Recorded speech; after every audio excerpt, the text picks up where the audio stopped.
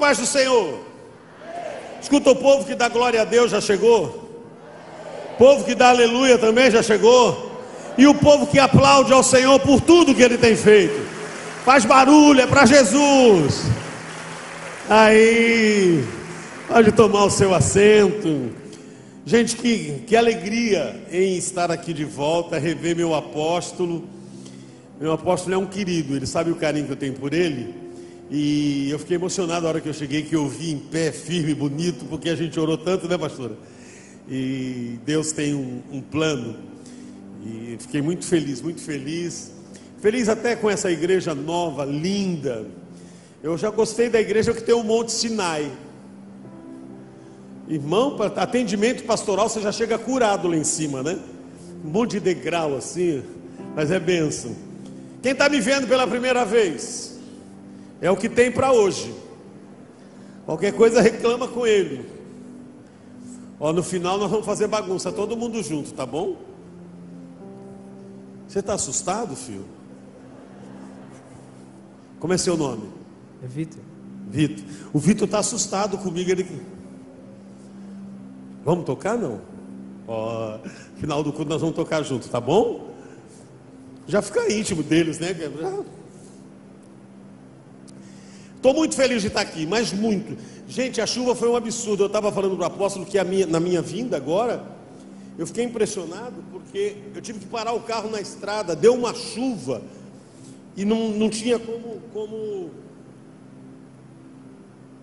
enxergar um palmo. Eu cheguei agora às 6h30 e hoje foi um dia tão maravilhoso que hoje foi um dia que Deus preparou, né? Hoje foi um dia que eu levantei, fui dormir às 3 da manhã, levantei às 7 e fui para o estúdio gravar. Hoje eu fui gravar 2 lives e mais um programa de televisão que a gente faz. E eu fui gravar, passei o dia gravando. Achei que eu ia chegar mais cedo, mas não deu. Mas glória a Deus que nós chegamos aqui. E eu estou muito feliz de rever todo esse povo. Que vocês fiquem à vontade. Não é proibido dar glória a Deus nem aleluia. Apóstolo, eu vou ter que contar também minha história? Não, quem está me vendo pela primeira vez? Vou ter que contar.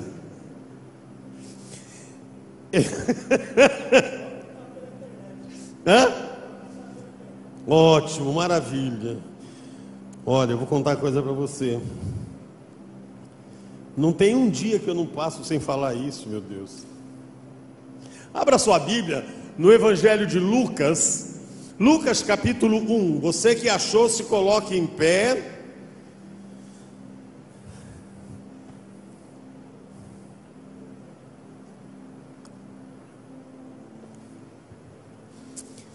Eu trago um abraço do meu pastor, falei com ele lá, na hora que eu cheguei no hotel, falei com ele. Ele estava preocupado na estrada também. Eu congrego em uma igreja em São Paulo, chama-se AD Nações. Tem um pastor, tem um monte de gente lá para cuidar de mim. E eu estou muito feliz de estar aqui. Então, sintam-se abraçados pelo meu pastor, a figura mais incrível, doida que eu conheço. Pensa num pernambucano arretado. Menino, você cresceu também, hein? O que o senhor andou dando esse povo? Meu Deus do céu, é quem eu estou pensando mesmo? Diz que velho encolhe, né? Eu acho que eu encolhi, porque... Você tá bom? Que lindos. Esses meninos eu vi pequeno, né? Assim, ainda tomando uma dura, né? Peguei um dia que o negócio estava feio lá. Mas é bom. Hoje eu estava lendo uma coisa e é uma verdade, né? Aquele que ama e não corrige, não ama, né? Quem ama, corrige, né? Então, muito feliz de rever vocês aqui. Lucas capítulo 1, versículo de número 37. Apenas esse versículo. Ai, ai.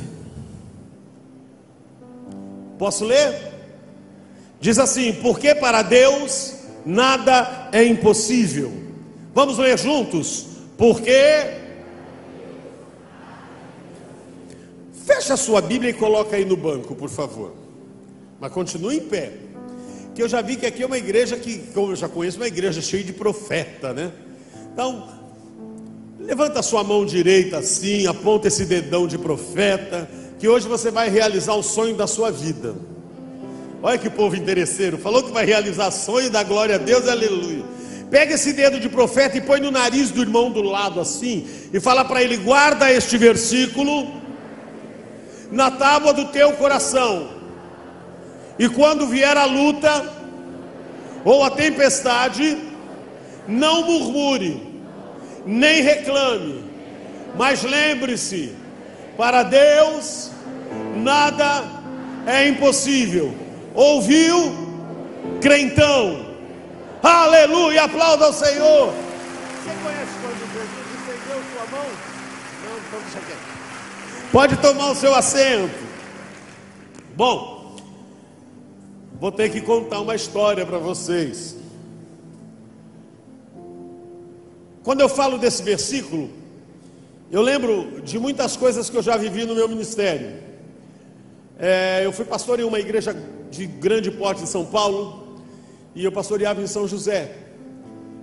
E de repente, do nada, Deus virou a minha vida de ponta cabeça. Eu andava na minha igreja como a pessoa mais simples, e que as pessoas nem se incomodavam quando eu chegava na igreja. E num detalhe, Deus mudou a minha história. E eu passei a ser, eu não conseguia mais andar na minha igreja, porque todo mundo queria tirar foto, queria tirar as coisas. E aí isso foi me ensinando muitas coisas. Um dia eu chego na nossa igreja em São José dos Campos, e aí a secretária diz assim: apóstolo, tem uma irmã que quer uma visita. Eu falei: e você já não agendou?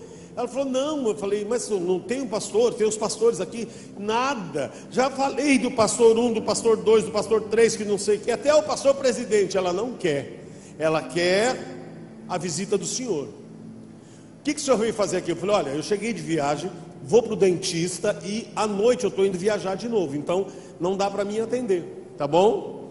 Tá bom. Peguei minha chave do carro, fui para o estacionamento. Quando eu pus a chave no carro, eu escutei a voz de Deus e disse: volta e atende a minha serva. Aí voltei com aquele sorriso amarelo, né? Aí eu falei para a secretária: ô Val, qual é mesmo o endereço da mulher? Ela falou: nossa, o senhor mudou de opinião tão rápido. Falei: porque manda quem pode e obedece quem tem juízo. Isso ficou marcado na minha vida. Esse versículo você deve estar perguntando: o que vai acontecer? E essa mulher morava num bairro de rico.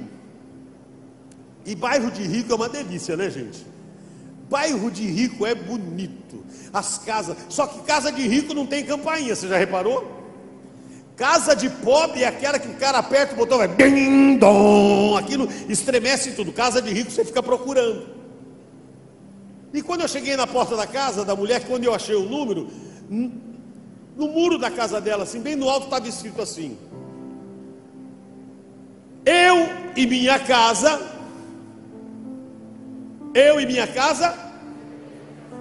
não, a sua está serviremos, a dela já servia. Eu e minha casa servimos ao Senhor. Eu falei: que maravilha, é casa de crente mesmo, né? Casa de crente. Aí eu bati palma, não achei a campainha. Quando a mulher me viu da janela, ela começou a falar até em língua estranha: xaramanai, siri canta, siri não canta, porque ela me viu. Aí eu falei: meu Deus, será que ela viu algum anjo? Porque ela foi tão sapateando. Quando chegou no portão, que ela me abriu a porta, ela falou: ai, apóstolo Paulinho, foi Deus que mandou o senhor aqui, que não sei o que, que não sei o que, que não sei o que, falou. E eu quieto, escutando o que ela estava falando. Aí eu disse para ela assim: e está tudo na bênção? Tudo na bênção, tudo na bênção. Falei: e o marido como é que está? Feio, aquilo lá está um pingaiada, todo dia enchendo o caco de cachaça. E eu fiquei assim, achei estranho, porque eu olhava aquele muro pintado: eu e minha casa servimos ao Senhor, e o marido chegando bêbado todo dia. Aí eu falei: mas isso daí Deus vai dar um jeito. Eu falei: eu nem sei porque que eu estou indo na igreja. Porque eu vou na igreja, mas não muda nada, Deus não faz nada. Como não faz nada, irmã? Como é que está sua filha? Está lá no Ministério da Dança? Está nada. Agora ela grudou num tal de Calypso, que é Calypso para lá, para cá, para lá, para cá.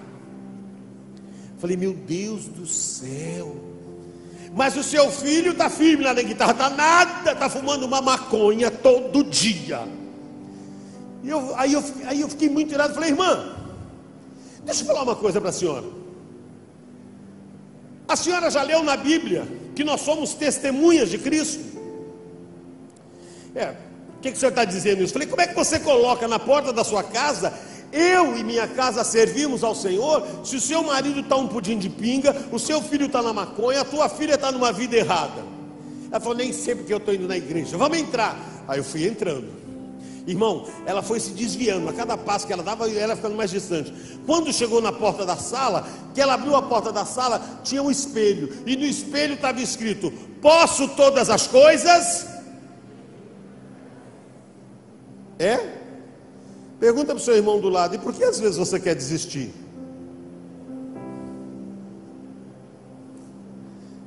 E ela ficou muito, eu falei: nossa irmã, que espelho lindo, quem que jateou isso? Ela falou: eu nem sei, quando compraram já estava aí. Eu falei: ixi, está desviada mesmo. Aí ela falou: a senhora aceita um café? E eu amo café. Eu falei: claro. Aí ela foi entrando para a cozinha, eu falei: essa infeliz vai me dar café requentado, mas já que eu estou aqui. Quando chegou na porta da cozinha, ela abriu a geladeira. Sabe o que estava escrito na porta da geladeira? O Senhor é meu pastor. Quando ela abriu a geladeira, só veio a fumaça. Sabe o que ela disse? Deus está me provando. Peraí, quem aqui é pai e mãe? Você deixa faltar alguma coisa para o seu filho?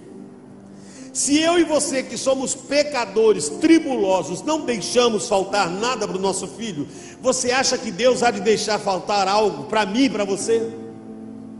Apóstolo, onde o senhor quer chegar? Nesse dia eu lembrei muito da minha mãe, que para Deus nada é impossível. A diferença está na maneira que se usa. Por exemplo, eu vejo os crentes que parece que eles criam um amuleto com a palavra de Deus. O cara coloca um versículo no carro, já viu? Propriedade exclusiva de Jesus. Aí você olha aquelas Kombi velha, aqueles carros que seguram o vidro com chave de fenda, que eu nunca vi ninguém colocar propriedade exclusiva do Senhor numa Mercedes, numa BMW. Ou senão bota aquele adesivo: Deus é fiel.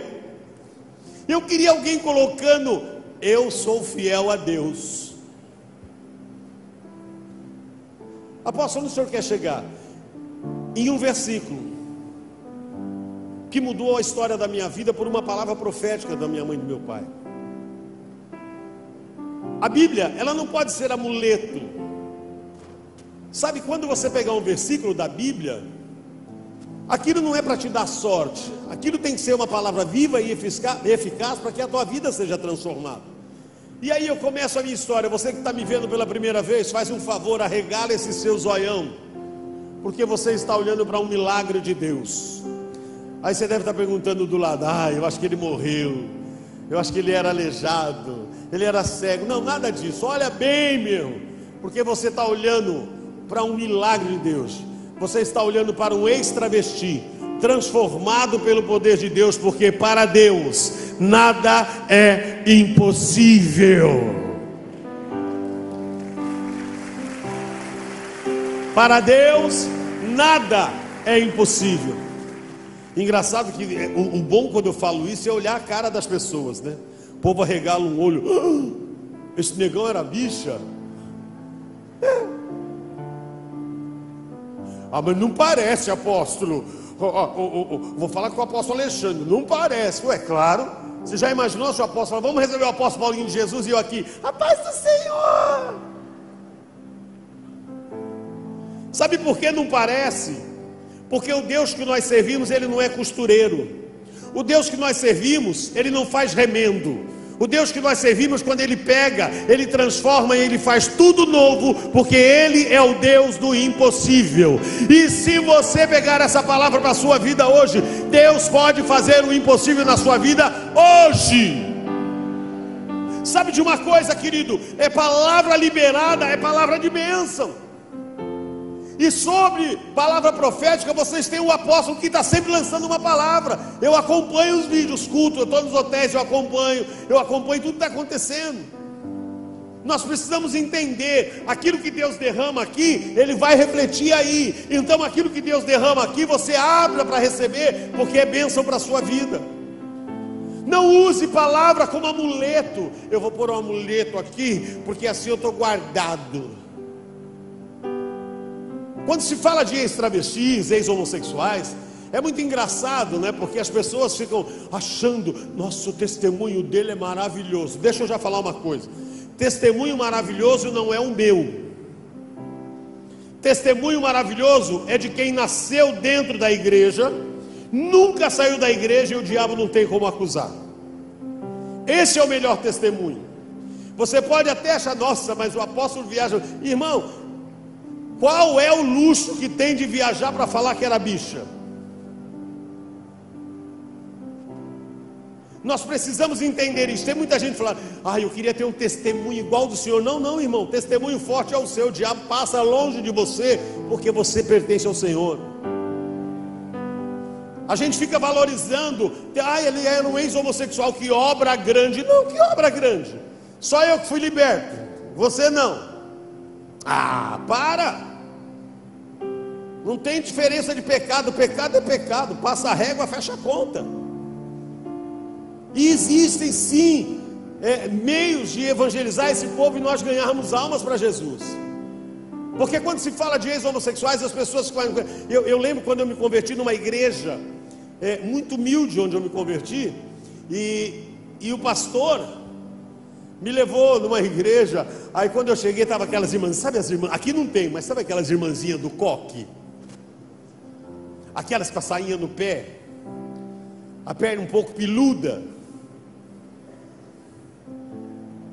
Quando eu entrei na igreja, as irmãs olharam para mim e falaram assim, ai, coitadinho, no mínimo deve ser filho de católico ou de espírita. Aí fiquei imaginando o seguinte, quem é que botou na cabeça dessa crentalhada que coisa ruim só cai na casa de católico ou de espírita? Eu não sou filho de católico, e não vai aí nenhum desmerecimento aos meus irmãos católicos. Tenho amigos católicos maravilhosos, bom pai, bom amigo, bom patrão, bom esposo. Eu falo para eles, só falta você ter um encontro real com Cristo, hein?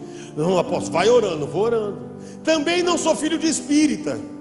Conheço uns pais de santo lá na minha cidade, tem uma bicharada na minha cidade, tudo pai de santo. Quando eu chego lá, eles dizem, ai pastor, o senhor não vem falar de Jesus para a gente? Vou, conheço uns lá, gente boa, bom filho, bom amigo, não sei o que, mas está lá.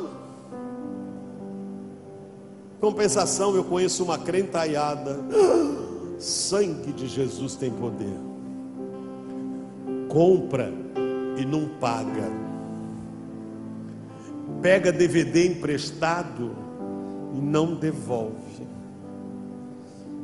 Cutuca teu irmão do lado e fala, quem precisava ouvir não veio, né? Veio sim, eu e você. Eu não sou filho de católico, eu não sou filho de espírita. Aliás, se tiver alguém aqui não cristão protestante, tiver alguém católico ou espírita ou ateu, dá um sinal com a sua mão que eu tenho um recado de Deus para você. Jesus te ama e nós também amamos você. Seja bem-vindo. Nós precisamos começar a entender isso. O que Jesus vem buscar não é uma placa de igreja.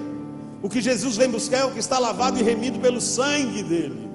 Então eu não sou filho de católico, não sou filho de espírita, sou filho de um pastor da Assembleia de Deus do Belém, que já partiu para o Senhor há 35 anos.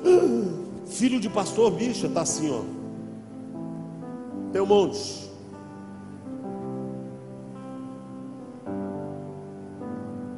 Você acha que só porque você está na igreja você não vai ter problemas? Eu não sei quem contou para você agora que você é de Cristo, é só vitória. Pergunta para o apóstolo as vitórias dele. 17 dias na UTI. Nossa, mas o cara não é crente. E o pior é que tem uns crentes que quando a gente fica doente fala, senti cheiro de pecado. Ô povo linguarudo. Sabe, vida cristã, ela é dura. Todos os dias ali.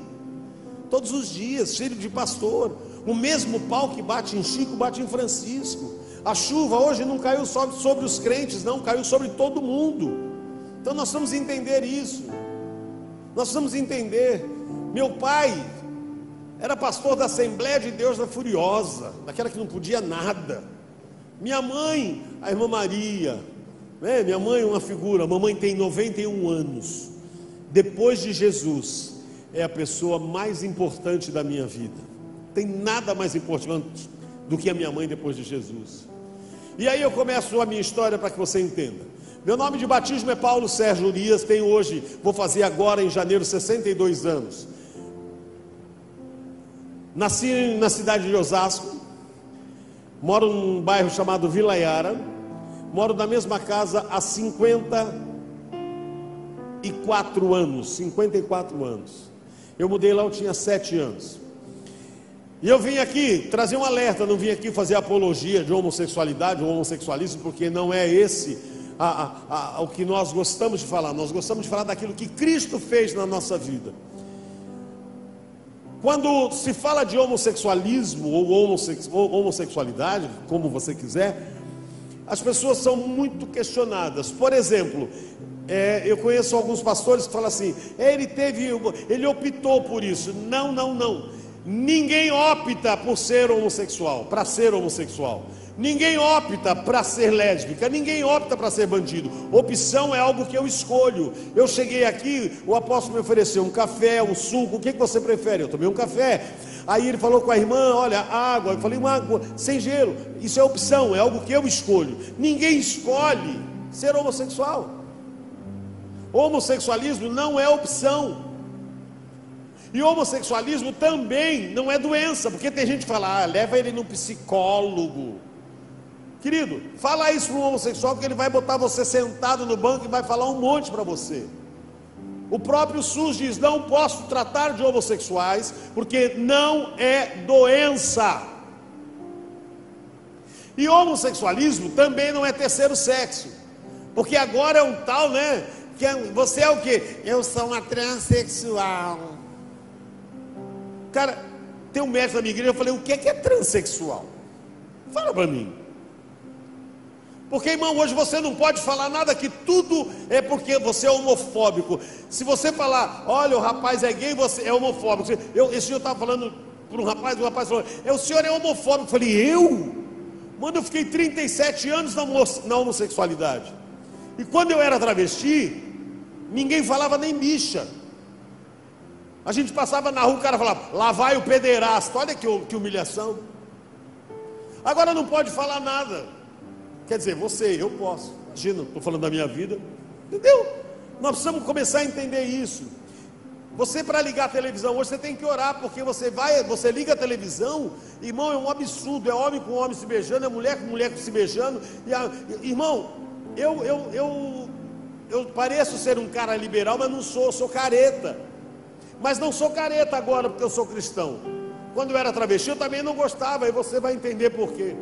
Homossexualidade não é opção, homossexualidade não é doença, e homossexualidade não é terceiro sexo. Não é terceiro sexo. Homossexualidade é demônio. Calma. Não é esse demônio que você põe a mão e se manifesta. Homossexualismo, homossexualidade não é um demônio que se manifesta. Ele é manifesto 24 horas por dia na pessoa, e só sai quando ela quiser. Sério, apóstolo? Sério. Então o que nós vamos ter que fazer? Eu e você, como cristão, vamos ter que rever os nossos conceitos. Você quer ver uma coisa? A Bíblia diz: amar a Deus acima de todas e ao teu. Pergunta para o seu irmão: como é que você está em relação ao próximo? Porque amar ao próximo não é amar quem está aqui do lado na igreja, não. Porque aqui do lado da igreja, se a gente olhar assim, tem tudo até aquela auréola assim, tudo anjo. Amar ao teu próximo é exatamente as pessoas que você não conhece, mas que precisam conhecer desse amor. Nós precisamos melhorar muito. Ora, se não é demônio, se não é opção, se não é doença, se não é terceiro sexo, como é que a pessoa nasce homossexual? Ninguém nasce homossexual. Tem um monte de gente falando, eu nasci assim. A única pessoa que eu conheci que nasceu assim foi a Gabriela Cravo e Canela. Eu nasci assim, eu cresci assim, eu vivi assim. Ninguém nasce homossexual. Você quer ver? Cadê as mamães? Vou provar usando as mamães. Mamãe, quando ficou grávida, tem que fazer o tal do pré-natal, não tem? Aí o médico pede ultrassom. Aliás, eu acho aquilo coisa horrível. Passa aquele gel gelado na barriga da mãe. Aí mostra um monitor de computador horroroso. E o médico fala, olha lá mamãe, eu estou vendo. Aí a mãe olha, só tem chuvisco naquela tela e aquela... Aí o médico, mãe, está vendo o sexo da criança? Está vendo? Está vendo?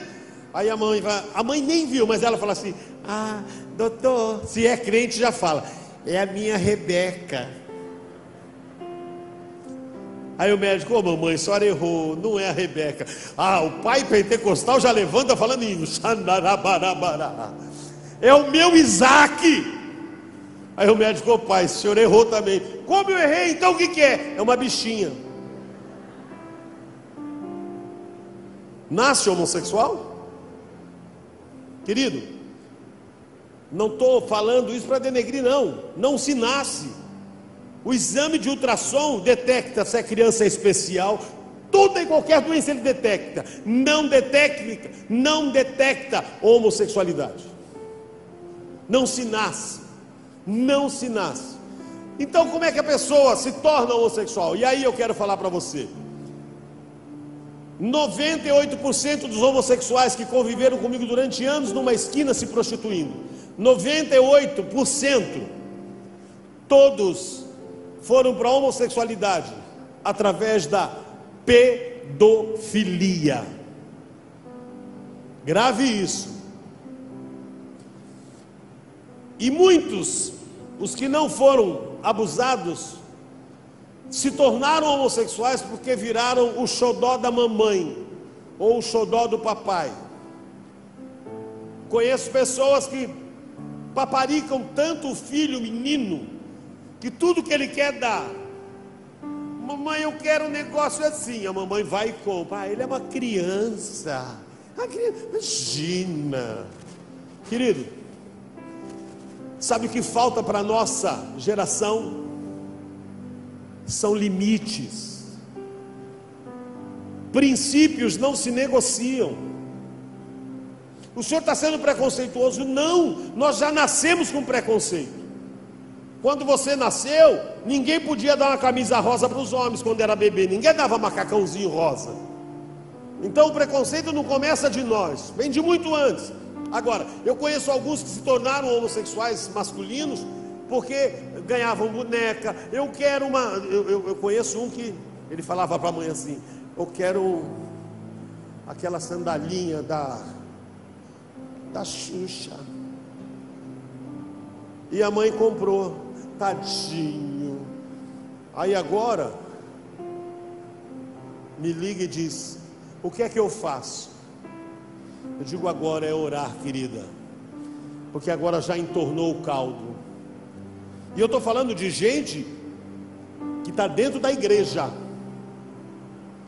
E conheço duas moças que conviveram comigo no ginásio, que se tornaram lésbicas, porque quando elas nasceram, o sonho dos pais dela era que elas fossem meninos. O sonho do pai, não, meu filho tem que ser menino, vai torcer para o Corinthians comigo. Sabe o que o pai fez com a menina? Primeiro presente que ele deu, uniforme do Corinthians. A menina botava um shortinho, era do Corinthians.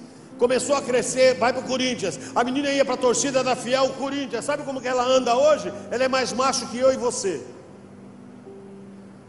E o grande problema, ela sabe que ela não está bem. Mas e aí? Então a nossa referência vai ter que mudar. Preste atenção no que eu vou te falar. A homossexualidade entrou na minha vida aos 3 anos e meio de idade, quando um homem de 33 anos começou a me usar sexualmente. E pasmem, este homem comia na mesma mesa em que meu pai comia. Preste atenção, papai e mamãe. O pedófilo não é um tarado. O pedófilo não é um estuprador. O pedófilo é alguém que age com autorização do pai e da mãe. E aí eu começo a minha história. 1963, eu venho de uma família muito humilde, nunca passei fome, mas uma família muito humilde. Meus pais sempre cuidaram de mim e da minha irmã com muito carinho. Nós morávamos num cortiço, não sei se aqui fala isso, cortiço, aquelas casinhas de 2 cômodos, um monte de casinha, e nós morávamos na penúltima casa, e na última casa morava um marceneiro. E é tão engraçado, porque você acaba morando no cortiço, você acaba cumprimentando seu vizinho, porque a educação cabe em todo lugar. E meu pai começou a evangelizar esse vizinho. Eu com 3 anos e meio de idade, esse homem um dia parou na porta da nossa casa, que era tudo parede meia, todas as casas de 2 cômodos, e ele parou na porta e falou: seu Expedito, eu estava na minha marcenaria, aí me deu uma folga, eu fiz um carrinho para o Paulinho. Aí ele pegou o carrinho e deu para o meu pai. Meu pai todo feliz deu o carrinho para mim, eu saí brincando, meu pai achando aquilo o máximo. Passou mais um tempo, alguns meses, esse homem parou na porta e falou: seu Expedito, essa semana foi difícil, não tinha trabalho, mas para não ficar com a mente vazia, eu fiz um outro carrinho para o Paulinho. Deu o carrinho para meu pai deu o carrinho para mim, e todo feliz. Passado mais um tempo, ele disse: seu Expedito, eu entreguei todos os serviços da marcenaria, me sobrou 2 dias de folga. Meu pai era mecânico, ele tinha um caminhão naquela época que rebocava os carros. E ele disse: eu fiz uma réplica do seu caminhão para o Paulinho. Aí ele olhou para trás e não conseguiu pegar. E ele falou: ai, seu Expedito, eu esqueci o caminhãozinho aqui na minha casa do lado. Posso levar o Paulinho lá em casa para pegar o caminhãozinho? O que é que você acha que meu pai disse? Sim ou não? E o que é que você acha que você diria? Sim. Sabe por quê? Nós nunca vamos imaginar que alguém que deu um presente para o nosso filho ou para a nossa filha vai querer o mal dele. Tem um ditado horroroso que tinha que ser banido da terra, banido, que diz assim: quer adoçar a boca de um pai ou de uma mãe, dê uma bala para o seu filho. Então vira para o seu irmão do lado e fala: seu filho não precisa de bala de ninguém não, ele tem pai e mãe. Ele tem pai e mãe, e nós precisamos assumir essa responsabilidade. E nesse quesito, eu acho muito bacana a atitude do apóstolo com os filhos dele, das vezes que a gente esteve junto. Sempre cobrou uma posição, sempre em cima dali. Sabe por quê? O filho que ele tem não é dele, o filho que você tem também não é seu. A Bíblia diz que os filhos são heranças de Deus. Ou seja, um dia você vai ter que prestar conta sobre o que é que você fez com a herança que Deus te deu. Está preparado para esse dia? Esse homem começou a me usar aos 3 anos e meio de idade, me levou na casa do lado, abriu a porta da cozinha, nós entramos. Quando ele fechou a porta, ele pôs uma cadeira escorando a porta. Eu não entendi. Aí eu fiquei na porta da cozinha do lado de dentro. Ele entrou no quarto, sentou na cama, e eu escutei quando ele falava: Paulinho, vem cá, vem cá. Quando eu cheguei na porta do quarto, ele estava sentado na cama. Ele dizia: senta aqui no meu colo. Eu dizia: não. Senta aqui, não. Senta aqui, não. Quando ele percebeu que eu não ia sentar, ele puxou o caminhãozinho e falou: olha o seu caminhãozinho. Quando eu olhei o caminhão, o meu olho deve ter brilhado. Ele disse: vem pegar. Quando eu cheguei perto para pegar o caminhão, quando eu peguei o caminhão, ele me virou e me sentou no colo dele. E enquanto eu brincava com o caminhão, ele brincava comigo, se é que você pode entender. E quando acabou a brincadeira, ele disse: esse é o nosso segredo. Não conta para o seu pai, porque senão você vai apanhar. Você já reparou? O diabo não muda a estratégia. Ele sempre fala que vai destruir você, que vai destruir seu casamento, que vai destruir a sua família, porque ele vai detonar. Agora eu pergunto a você: aonde eu coloco aquele versículo que diz: maior é o que está comigo do que o que está com o mundo? Mas eu não entendia isso. Quando terminou a bagunça, que ele fez o que ele quis, eu fui para minha casa, entrei com o carrinho, já fui para o quarto. O meu pai, coitado, crente, falou para minha mãe: Maria, nenê gostou tanto do carrinho, né? Está lá abraçado, dormindo. Não estava dormindo, irmão. Eu deitei na cama com o carrinho, com medo do meu pai olhar na minha cara e descobrir que alguma coisa aconteceu. E aí eu imaginava: meu pai vai me bater. Pois esse homem me usou sexualmente, quase que semanalmente, dos 3 anos e meio até os 10 anos de idade. Aos 10 anos de idade, esse demônio chamado homossexualismo já estava impregnado na minha vida. Mas eu tinha tomado uma decisão, que agora aquele homem não ia mais tocar na minha vida, mas eu agora queria ter experiência com outros homens. E passei para a primeira série do ginásio. Então eu entrei no ano de 1971, já na primeira série do ginásio, e aí todo feliz, mas ainda meio estranho. O meu pai, coitado, não sabia o que acontecia. Quando eu entrei para o ginásio, eu caí numa classe que devia ter 45, 47 alunos. O normal seria pessoas de 11, 12 até 13 anos, mas tinha um cara que ele devia ter uns 16, 17 anos no máximo. E eu ainda brinquei com uma amiga na sala, falei, nossa, que menino burro, né? Na 5ª série, com 17 anos, pois foi esse burro que Satanás usou para me afrontar. Durante os primeiros 15 dias de aula, esse moço, ele me observava em todo instante aonde eu ia. Quando ele teve a certeza de que eu estava envolvido com o homossexualismo, um dia ele parou na porta da escola e disse, ei, eu preciso falar algo para você. Aí eu digo para ele, pode falar. Ele disse, se você começar a tomar hormônio agora, você vai ficar uma mocinha. Os teus seios vão desenvolver, as suas pernas vão ficar roliças, você não vai ter barba, e quando você tiver com 14 anos, ninguém vai dizer que você é homem. Na hora eu dei um grito, falei, para, você está doido, menino? Meu pai é pastor, você está louco? Ele saiu rindo, pois dos 11 anos até os 12 anos e meio, todos os dias na escola ele parava e dizia, se você tomar hormônio vai ficar uma mocinha, se você fizer isso, vai todo dia. Até que com 12 anos e meio eu estou chegando na escola, ele parou na minha frente e falou, eu não vou falar mais. Aí eu pensei comigo, que bom. Aí ele abriu a mochila, puxou a cartela de comprimido e falou, eu trouxe o remédio para você. Eu olhei para aquela cartela e fiquei pensando, você acha que um comprimido muda a vida de alguém? Esse é o nosso grande erro. Nós não achamos que vai mudar, né? Só que nós precisamos entender uma coisa, evangelho não é achismo, é prática e obediência à palavra.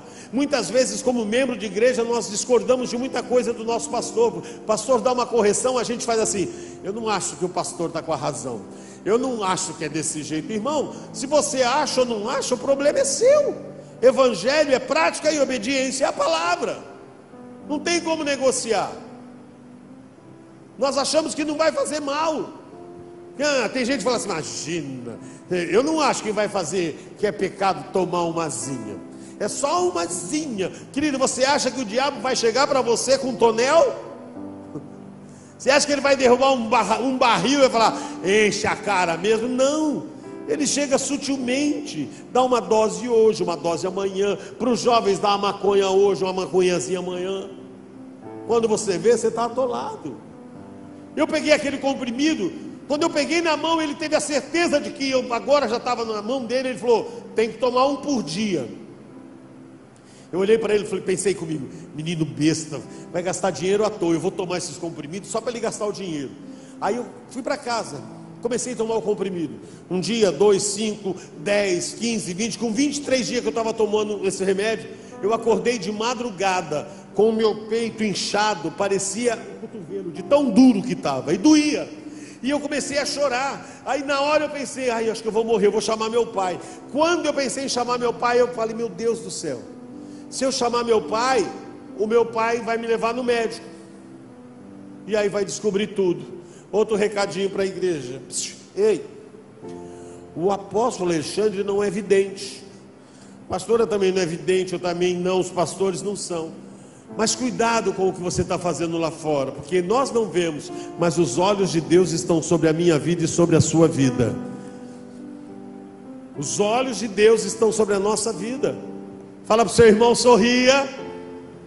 Fala para ele, você está sendo filmado pelo Espírito Santo de Deus, né? A gente tem que tomar esse cuidado.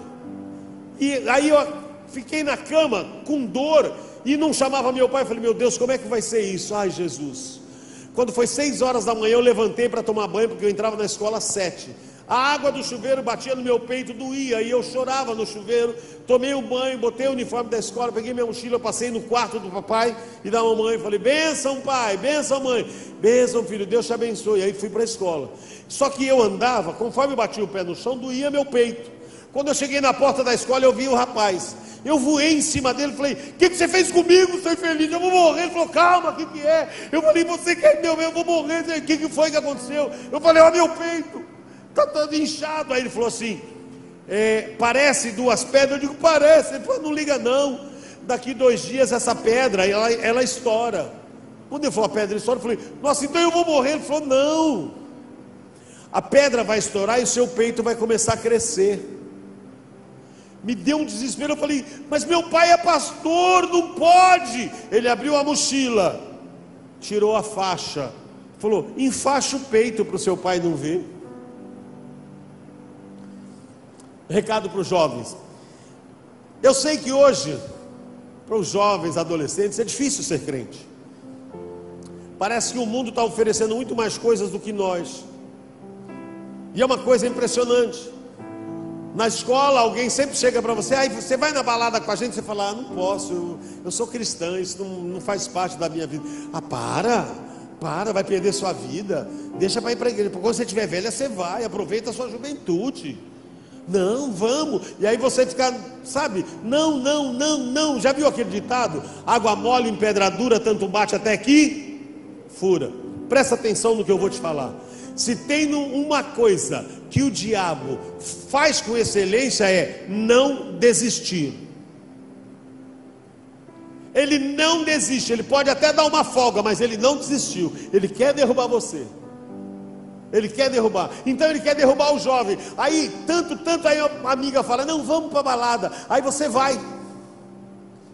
Aí você vai, chega lá na balada, toma um negocinho, fuma, não fuma, não, amanhã eu tenho que ir para a igreja, eu tenho culto, não, eu tenho que ir para a igreja. Imagina, bom, pode fumar. Aí de manhã você pega uma bala house, põe na boca, que o apóstolo Alexandre nem vai perceber, nem ele, nem a pastora, nem vai perceber. Aí é verdade, né? É verdade, bota uma bala house.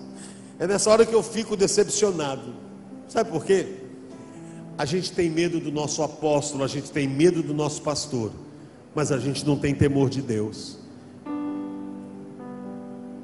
Jovem, não existe melhor lugar para você estar do que esse em que você está hoje. E eu não estou dizendo isso porque eu sou crentão, não, porque eu só fui conhecer Jesus aos 37 anos. E aí esse dia eu estava dando uma entrevista, eu falei assim: cara, eu não sei como é que eu consegui ficar fora de Jesus 37 anos. Mas é o que a Bíblia diz, que o inimigo vem senão para matar, roubar e destruir. E aí eu levei aquela faixa para casa. Eu levei aquela faixa e fiquei impressionado com uma coisa. O hormônio começou a fazer tanto efeito, e a cada dia eu ia ficando mais feminino, mais delicado. Cada dia eu levantava e eu andava rebolando. E meu pai dizia: anda direito. Eu digo: estou andando direito. E meu pai olhava para minha mãe e falava: Maria, o que é que está acontecendo com o nenê? Vamos orar. Imagina, querido. Aí eu estou falando já de 1973. Se hoje a igreja não sabe lidar com homossexuais, imagina naquela época. O meu pai olhava para mim e dizia: filho, anda direito. Eu digo: ai pai, fala direito. Estou falhando. Meu pai olhava: Maria, vamos olhar, vamos orar, vamos orar. Eu ia para a escola, voltava, e eu tinha pavor de crente. Eu tinha pavor de crente. Vê se pode isso. Filho de crente com pavor de crente. Sabe qual a conotação que eu vejo para filho de crente que tem pavor de crente? É a que eu tive durante anos: cretino. Porque eu comia porque Deus abençoava meu pai, eu vestia porque Deus abençoava, e eu criticava. O meu pai olhava todos os dias e eu crescendo. Aí teve um dia que meu pai parou assim, final de 2003, de 1973 para 74, eu já estava bem feminino. O meu pai um dia falou: escuta, eu vou levar você para cortar o cabelo. Aí eu falei: não pai, eu não quero cortar. Vai cortar sim.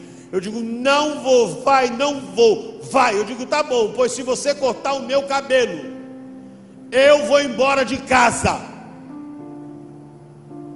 Será que fui só eu que já falou isso? Teve algum adolescente aqui que já falou, vou embora de casa? Como a gente é terrível, né? Vai embora de casa para onde? Não ganha para comprar papel higiênico. Vai morar na casa da avó e vai ser problema lá. Eu sei que meu pai não cortou meu cabelo, mas ele me policiava. E quando foi no ano de 74, primeiro dia de aula, eu ganhei o meu primeiro presente de Satanás. Fui expulso da escola. Primeiro dia de aula, a professora fazia chamada. Naquela época a gente tinha que levantar em posição de sentido e falar, presente professora. E ela foi falando, Antônio, e foi dando os nomes A, B, C, D. Quando chegou na letra P, ela falou, Paulo Sérgio Urias. Aí eu levantei e falei, presente professora. Ela falou, cala a boca menina, eu estou falando com Paulo Sérgio Urias. O menino do lado do outro, não é menina, é mariquinha, é bichinha. E aí foi uma baixaria na sala de aula. A professora perdeu o domínio da sala, e a professora começou a ficar desesperada, e ela pediu que chamasse a diretora. Quando a diretora entrou, era uma velhinha pequenininha, Dona Odete. Ela entrou e falou, o que está acontecendo aqui? Todo mundo parou, porque ela era brava. Ela olhou para a professora chorando, e falou, o que foi que aconteceu, professora? E aí a Dona Odete fez assim, sabe o que é, Dona Odete? É que eu não sei lidar com essa pessoa. Eu não posso mandar fazer educação física com os homens, porque não é homem. E não posso mandar fazer educação física com as mulheres, porque não é mulher. Na hora, a diretora olhou para mim, sabe por quê? Porque o meu pai era o mecânico da família dela. E sabe qual era o outro agravante?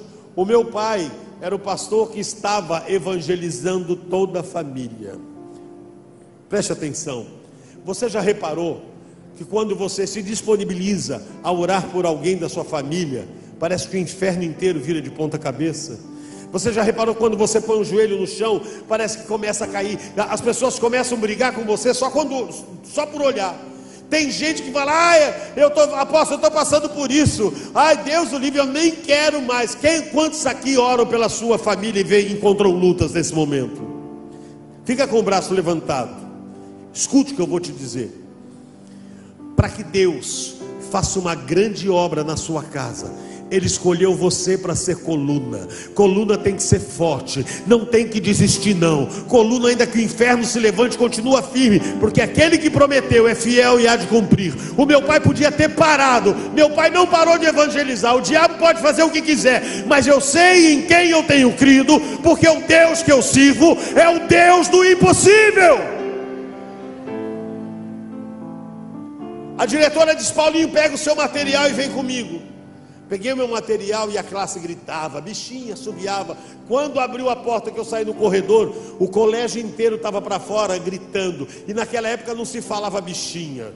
Naquela época falava Clodovil, ô Cló. E era um absurdo isso.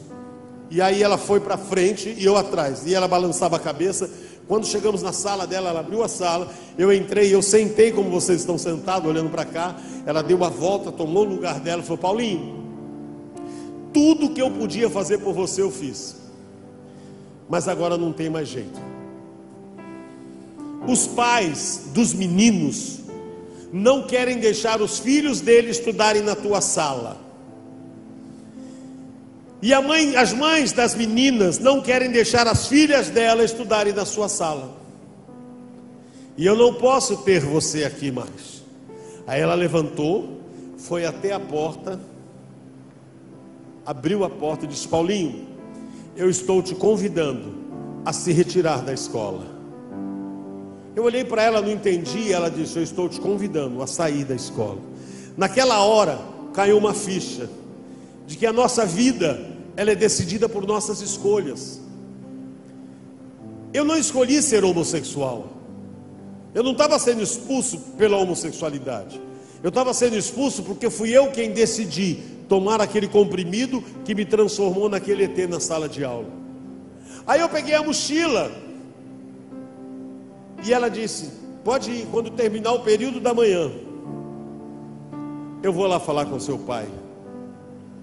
Eu saí pela rua, chorando, desesperado, imaginando: se a escola que eu estudo não me aceita, você acha que meu pai, pastor da Assembleia de Deus, iria me aceitar?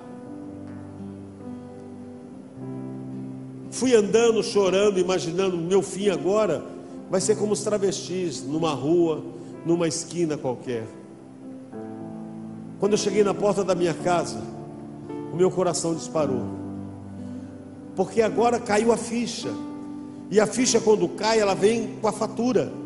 Agora eu ia ter que contar para o meu pai e para minha mãe o que é que estava acontecendo. Quando eu entro no portão de casa, passo pela janela, pelo quintal, passo a janela do meu quarto, passo a janela da cozinha. Quando eu chego na cozinha, passando, está lá minha velha e boa Dona Maria, fazendo comida. Quando ela me viu, ela falou: menino, o que você está fazendo aqui? Você tinha que estar na escola. Aí eu falei para ela: mãe, não tem mais escola. Ela falou: como não tem escola? E aí eu comecei a contar para ela por que é que eu fui expulso. Que eu comecei a tomar um remédio, meu peito começou a crescer, e contei tudo. A minha mãe começou a chorar, mas ela não disse que eu era sem vergonha, ela não falou que eu era safado, ela não falou que eu estava fazendo coisa errada. Ela mexia a panela e só dizia um versículo: para Deus nada é impossível. Para Deus nada é impossível. Fala para o seu irmão do lado aí: há poder nas suas palavras. Há poder, muito poder. Nós não conseguimos entender isso, né? Eu vejo às vezes os crentes: nossa, esse menino atribulado. Não, abençoado. Temos que tomar cuidado com as nossas palavras, porque elas se tornam realidade no tempo certo. E aí eu olhava para minha mãe, ela chorando, ela só dizia: para Deus nada é impossível. Aí eu disse para minha mãe: mãe, onde está o meu pai? Ela falou: teu pai está no quarto lendo a Bíblia. Quando falou que meu pai estava no quarto, me deu um desespero. Eu passei no meu quarto, peguei uma mochila, coloquei umas peças de roupa, porque eu tinha certeza que eu não ia apanhar, mas eu tinha certeza que meu pai não ia me deixar em casa. Peguei aquela mochila, aí fui para o quarto. Quando eu cheguei na porta do quarto, a porta do quarto estava fechada. Aí eu pensei comigo: e agora? Como é que vai ser? Aí eu falei: sabe de uma coisa? Eu vou bater mesmo. Bati na porta e escutei quando meu pai disse: entra, está aberta. Quando eu abri a porta, meu pai estava sentado lendo a Bíblia de cabeça baixa. E eu dizia para ele: pai, eu preciso falar com o senhor. E ele dizia: fala. Mas eu queria que ele olhasse para mim, porque o que eu tinha para falar era importante. E ele não respondia. Pai, eu preciso falar com o senhor. Ele não olhava para mim. Quando eu percebi que ele não ia olhar, eu me enchi de coragem e falei: pai, eu preciso lhe pedir perdão. Ele parou imediatamente de ler, olhou para mim como quem diz: perdão do que, menino? Saiu de manhã, está agora aqui?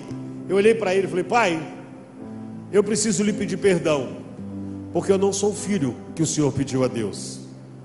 Eu sou homossexual, eu gosto de homem, e é por isso que eu vou embora.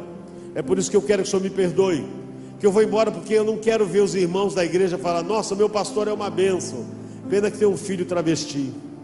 Os seus clientes na oficina vão falar: meu mecânico é ótimo, mas tem um filho que é uma bichona. E é por isso que eu vou embora. Quando eu virei as costas, que eu cheguei na porta para sair, ele falou: nenê, para aí. Aí eu parei. Ele falou: vira para cá. Aí eu virei e comecei a imaginar que ele ia me dar uns murros.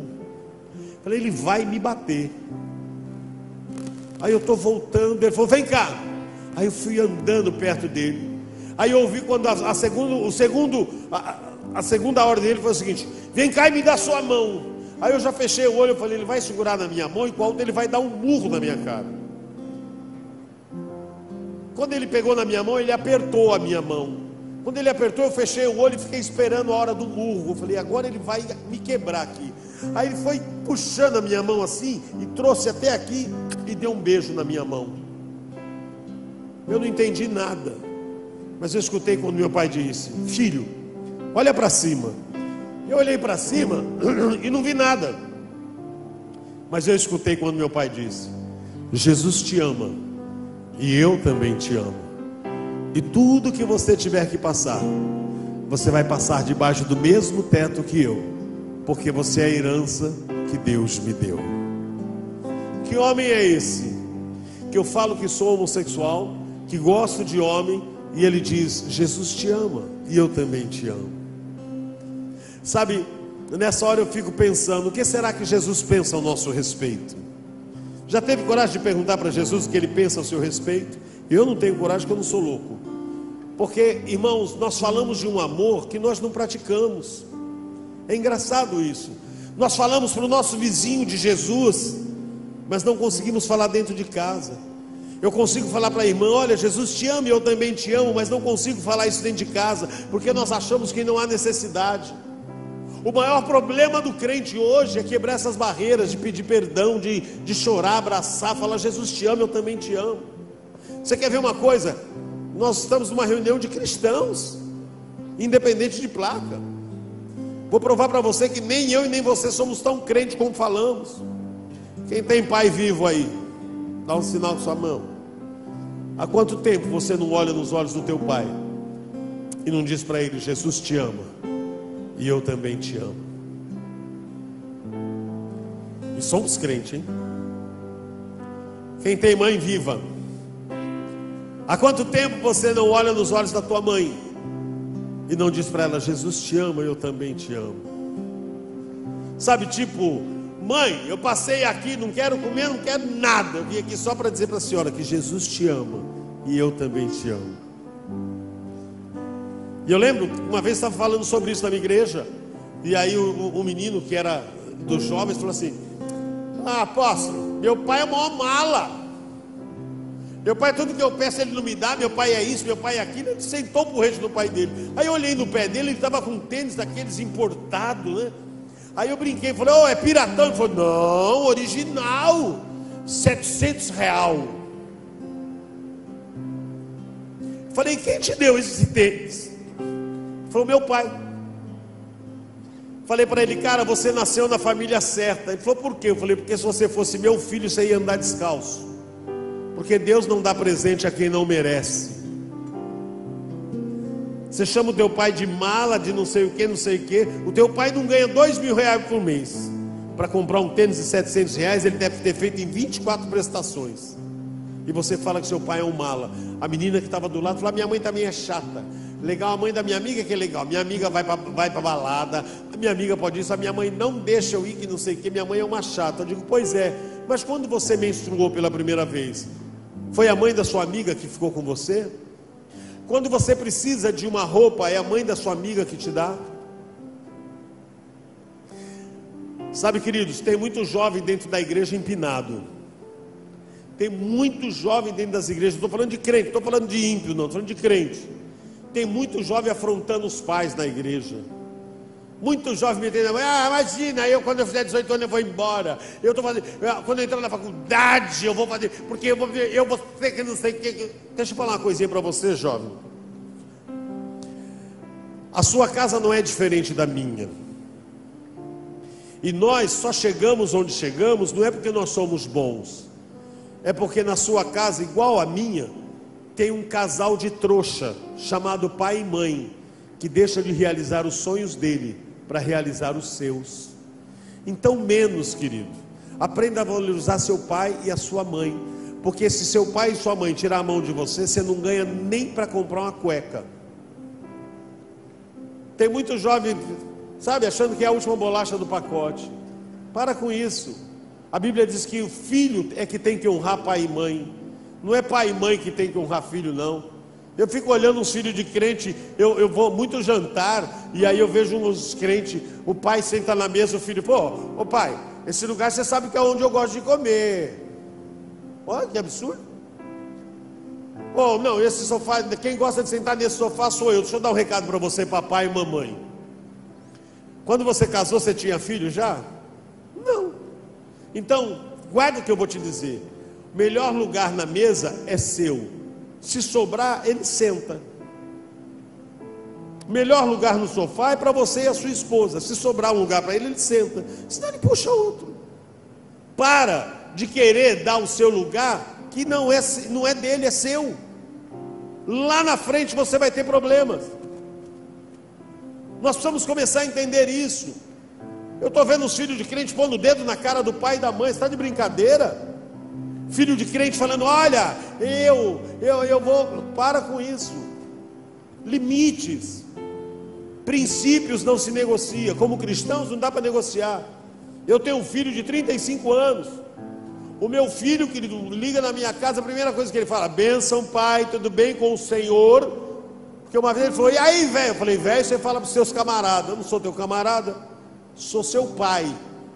Depois do seu pai eu quero ser seu amigo. Mas enquanto você não aprender quem é pai e quem é filho, não dá para ter um relacionamento saudável. Hoje ele liga, ai pai, benção, o senhor está bem? Né? Entendeu? É limite, porque senão lá na frente a gente vai ter problemas. Agora, claro, filho é problema, mas também tem uns pais que é mala. Você que é pai, dá um sinal com a mão. Quanto tempo você não olha nos olhos do teu filho e não diz para ele, Jesus te ama e eu também te amo? Mãe, cadê as mães? As mães, moço, pelo amor de Deus, moço. Quanto tempo você não diz para sua filha, Jesus te ama e eu também te amo? O que é mais engraçado é que nós somos cristãos, mas nós achamos que não há necessidade de falar. Cadê os maridos? Os maridos. As irmãs aqui é tudo viúva, é? Os homens têm medo de levantar a mão, né? Cadê os maridão aí? Há quanto tempo, meu velho, você não olha para a tua esposa, ainda que ela não seja mais aquela Gisele Bündchen, mas você também não está um Brad Pitt, né? Está gordo, careca, tem chulé, ronca. Há quanto tempo você não diz para a tua esposa, Jesus te ama e eu também te amo? Irmão, amor é como um jardim, tem que regar todos os dias. Ah, mas eu já estou velho. Não existe velhice. O jardim acaba quando tiver que acabar, quando Deus vier recolher. Cadê as esposas? Quanto tempo você não olha para o seu marido? Ai, apóstolo, nem dá. Quando eu chego na sala, ele está roncando. Foi você que escolheu, né? Deus está falando com alguém aqui. Tem umas irmãs que já cutucaram a outra. Falou, olha lá. Ai, apóstolo, ele dorme roncando. Foi você que escolheu, querida. E eu tenho um recado de Deus para você que escolheu. Quer ouvir? É até que a morte o separe, entendeu? Comeu a carne, vai roer o osso.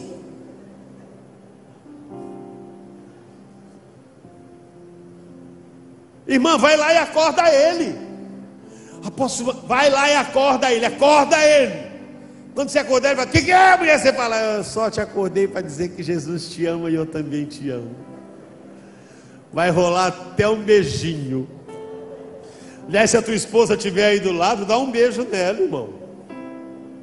Os irmãos têm medo de beijar? Deixa eu ver aqui. É a sua esposa? Dá um beijo, irmão, pelo amor de Deus. Hã? Ah, sua filha. Eu estou falando da esposa, ele está assim? Quem aí que está com a esposa? Beija! Não, vai beijar de máscara, irmão. Aí, apóstolo.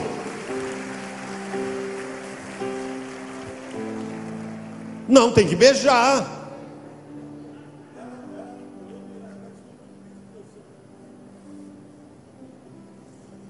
O apóstolo diz que não vai beijar porque a esposa vai descobrir que ele é um príncipe. Não, mas lá beija, dá um... Aê, Irmão, sabe por que eu falo isso? Me perdoe, viu, ter perguntado. Sabe por que eu falo isso? Porque crente, quando não é casado, fica... Ai, pastor, o senhor precisa orar por mim porque a carne está pegando. Agora que casou, o infeliz quer vir sozinho para a igreja. O cara não beija mais. Aí tem umas irmãs que quer beijar. Aí tem aqueles irmãos crentão. Ei, mulher, você está na carne, não é? Você casou com o espírito?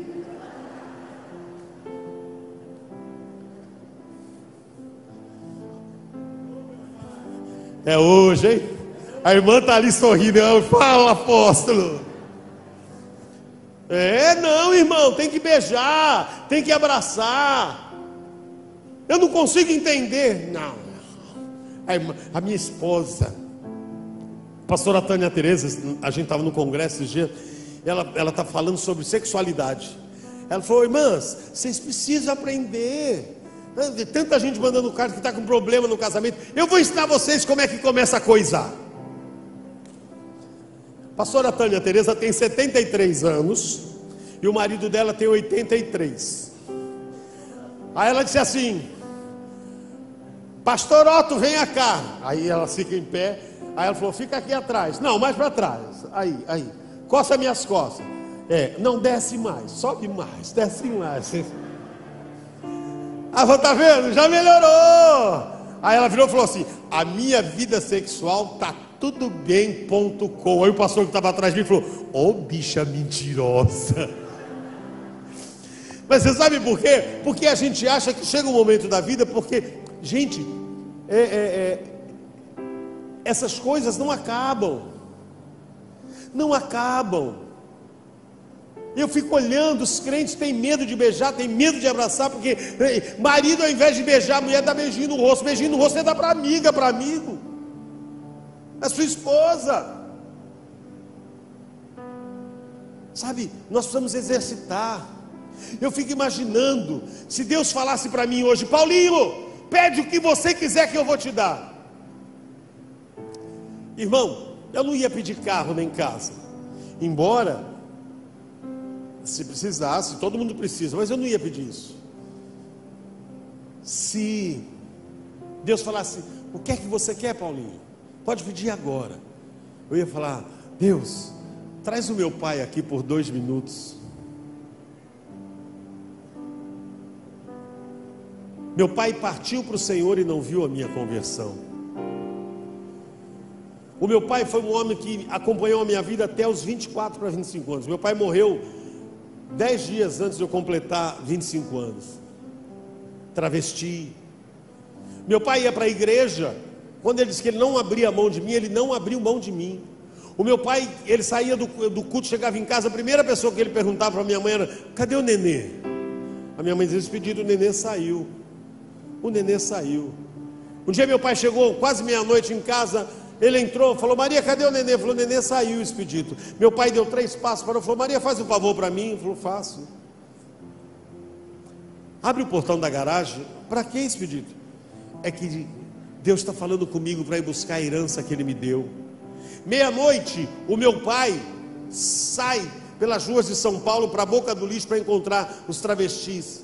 Quando ele chegou no lugar que tinha os travestis, todas as travestis conheciam meu pai. Quando viu meu pai: oi tio, porque meu pai nunca discriminou ninguém.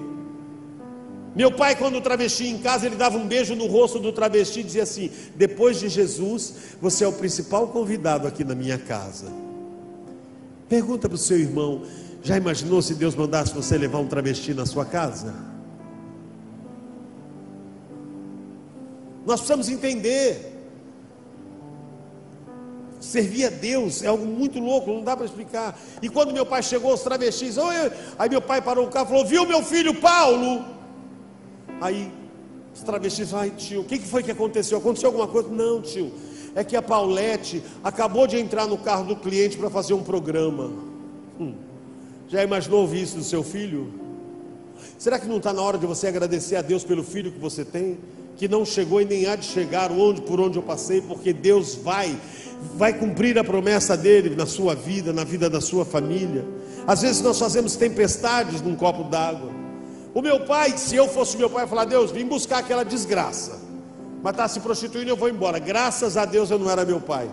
O meu pai dizia: não tem problema não, eu vou comer um lanche naquele bar porque eu preciso ver o meu filho. Tio, ali só tem bandido, não tem problema, Deus está comigo. Meu pai entrava no bar, comia, dava mais umas voltas. 3 horas da manhã, eu estou chegando do programa, quando eu estou descendo do carro, pelado, só de bota, de calcinha e com os peitos de fora.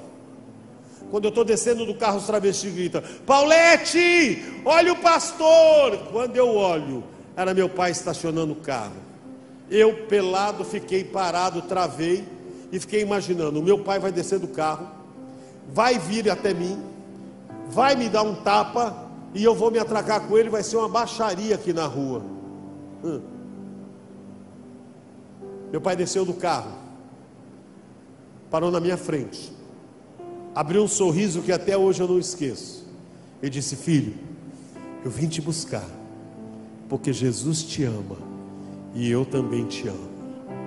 Eu parado, meu pai veio até mim, me pegou pelo braço, eu pelado, ele abriu a porta do carro, eu entrei dentro do carro. Quando eu entrei dentro do carro, ele tirou o paletó dele e cobriu a minha nudez. Quando ele deu a volta, eu fiquei imaginando: agora ele vai me dar porrada, agora ele vai arrebentar comigo. Quando ele entrou dentro do carro, pode soltar a primeira. Quando ele entrou dentro do carro, ele pôs a mão no meu rosto e disse o seguinte: filho, não importa o que eles dizem que você é, Deus falou para mim que você vai cantar, que você vai viajar o mundo e que Ele vai te usar muito para a glória de Deus. Sabe de uma coisa? Eu vivia ao lado de um profeta. Eu achava que meu pai era louco, velho. Meu pai dizia: Deus falou comigo. Não importa o que eles falam que você é, não, nem a maneira que você está. Deus disse que você vai cantar. Deus disse que vai te levar no mundo inteiro. Você vai viajar de um lado para outro. Eu dizia: meu pai é doido, ele deve cheirar cola, não pode ser outra coisa. Que amor é esse? Que loucura! Ia me buscar nas esquinas. E aí eu ficava imaginando. Minha mãe fala que o sonho do meu pai era ele pregar a palavra de Deus e eu cantar hinos de adoração. O meu pai partiu do Senhor para o Senhor, e a última visão que meu pai teve comigo foi pelado na esquina. E ele dizia: Jesus te ama, e eu também te amo. Você vai cantar para Jesus. Eu dizia: meu Deus do céu, meu pai é doido. Meu pai é doido. Eu lembro que com 18 anos eu queria ir embora para Paris. Uns travestis foram na frente, eu briguei com as bichas: como é que vocês vão antes de mim? E aí o meu pai, me consolando, disse assim: filho, fica assim não, um dia Deus vai te levar para Israel. E eu olhei para meu pai e falei: pai, tá doido? Sonho de bicho é Paris, fazer o que em Israel? O meu pai nunca disse para a igreja que tinha um filho homossexual. Meu pai nunca disse. Meu pai era tão engraçado que ele falava: eu tenho 2 filhos que é uma bênção. A Edna, que é minha irmã mais velha, que é diaconisa na igreja há 40 anos. E eu. Um dia os irmãos foram orar em casa. Porque meu pai, irmãos, era da Assembleia de Deus, a Furiosa. Irmão, um dia eu falei para Deus: Deus, tira meu pai da Assembleia. Nenhum traveco merece. Tira meu pai da Assembleia. Meu pai chegou numa segunda-feira e falou assim: preciso comunicar para você e para sua irmã. O que foi, pai? Nós nos desligamos da Assembleia de Deus. Irmão, eu na hora fiz assim: pai, e agora? Ele falou: agora eu sou pastor na Deus e Amor. Irmão, se o negócio era estreito com a Assembleia, imagina com a Deus e Amor. Os irmãos foram em casa e os irmãos ficaram doidos para fazer uma oração, começaram a orar. E aí o irmão falava: abençoa o pastor Expedito, a irmã Maria, a irmã Edna. Aí meu pai parou a oração e falou: para, tem o meu filho Paulo. o senhor tem mais um filho? Tenho, Paulo. Paulo tem um chamado lindo. Paulo é meu caçula, tem um chamado lindo. Deus diz que ele vai cantar, pregar, vai viajar. E onde mora esse Paulo? Meu pai dizia, mora aqui comigo. E aonde está o vaso? Meu pai falou, está no quarto. Chama ele agora que nós vamos botar fogo aqui. Aí meu pai foi lá no quarto e falou, nenê. Eu falei, oi papai. Vem aqui que os irmãos querem orar por você. Fiz o meu coquinho e vim para a sala. Irmão, quando os irmãos me viram, sai Satanás! Está amarrado! Está amarrado, pombagira do inferno!